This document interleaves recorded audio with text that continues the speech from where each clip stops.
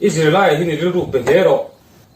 mà ngày nay là chuyện này chú có cả cục tiệt thiểm ngang lâu này ole tun rum ka video chuanin reactions kan ron ti do na tuna reactions kan ron ti tur hi coste ya ania chuan tuna karon react pui tur hi hei hi mampuya ania chuan company hian reactions kan ron ti do ni reactions hi keima po hian khala tingai lawa tun hi kan voi khatna tur ania tuna hian kan lo entran do ni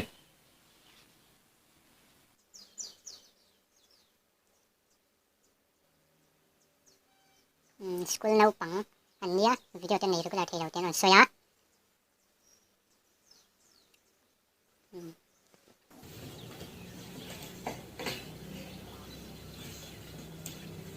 coste với ni test na ai pa sen à sao mà phê oh ma po fe apa pass la upmel ve em ba thì bui tụi này thật lâu chân thiểm này mà thì anh mà đi lâu va han zak lo ta ke o in kia ti chi ni mo ni ve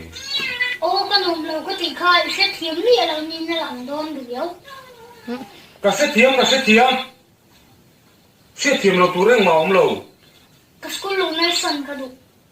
ka sikul lu na son ke do em wangin vậy là con sản phẩm ăn ông mà thiểm lâu vắng nhìn vậy sar fa kana ma thiam lo wangin min vo ige om zia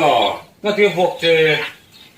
tụi này Indian thằng ba thì chung cái tôi nắng mạnh sẽ rộng cho cái gì an sa pa te an han shot le vok ta tin chu o mi sa te ta ko te pa ô ni mo van zia lo thin ve a van zia lo thin ve ô ole ka lo thin don ye ka lo hawo me ole zia tharo when a possible mi zo tong ni tong le ni mo school atang in pom play na mo e ting tong Miss này go to commode cái gì me I go to komot du me I go to komot ting ai ô chú cái màn cái gì cái sợi rửa chia chú a bui thak mang oi zirlai hi ngai sak lo sia Israel hi ni ru pe hero mà ngày nay là chuyện này chú có cả cục tiệt thiểm ngang lâu này zak lo ve o zir tharo ba xong lúc lại xong tung bể lên ra nghe som ruk le som thum bel poi sel fomo pol thum lai ni ve to si không ai calculator kha apa po na shabi ka ni ka se kho Calculator an zo. pol thum zer lai he i du min zo ro shit lo ka nei lo i du min zo ro anh ấy who is sitting under the tree who is sitting under the tree o du dun chuang chu thi kung hue chu de ka se bek bi ve dem du le pu khu mo po chu nga tu le thi kung hue chu shit vek se na ni ve nem chú tìm mấy mấy này đâu Ravi is sitting under the tree oh Ravi is sitting under the tree. Ma chang to Ravi is sitting under the tree. Ti char char oi am lo tu mun dang age pokal son veng. Tu ti thing kung hnuai thu char char khu am lo. Spelling khai thiam to em. thiểm độ An spell te. the to em zong te s a sa k e i k sa kai s a sa Sa i Sa i ni lo.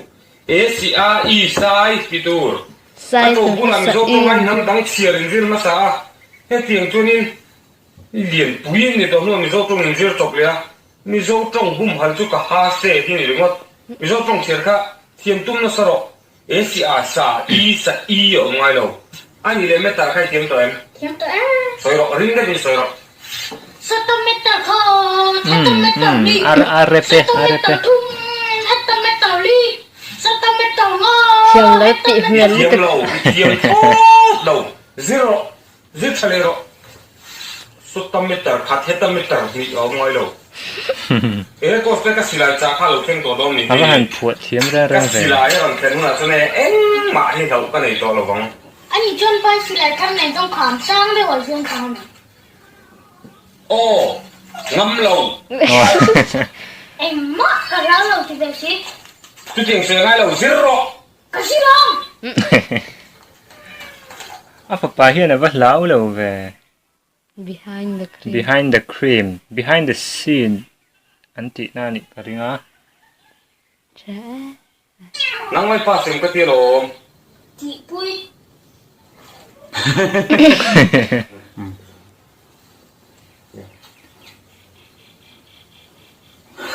thil ấy anh em Berai. sao phải ăn với là bông ba thì lâu có mình vừa ama ti lo ba min vo ringot trong re re le sao phải ăn với anh trong ring lệ xí về cái trong đàn pang này ai đến sắp khăn như vậy le le nấu công tế xí chẳng thiềm khóc mấy bút cái gì le le anh nuôi cơ chuông le trong rồi le sao phải ăn với là bông ba thì lâu có mình vừa ngọt ama ti lo ba min vo